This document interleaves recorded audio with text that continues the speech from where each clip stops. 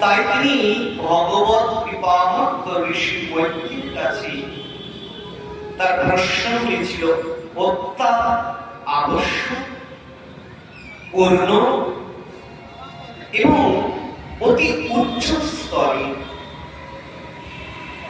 জগতে বিজ্ঞজন দ্বারা অনুমোদিত হয়েছে তার এই সমস্ত প্রশ্নগুলো।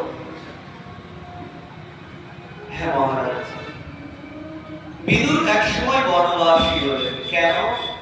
কুরুক্ষেত্রের রণাঙ্গনে যুদ্ধ শেষ হয়ে গিয়েছে। এখন ধৃতরাষ্ট্র ওই পঞ্চ পাণ্ডব অর্থাৎ যুধিষ্ঠিরের অন্যে প্রতিপালিত হয়ে গিয়েছে।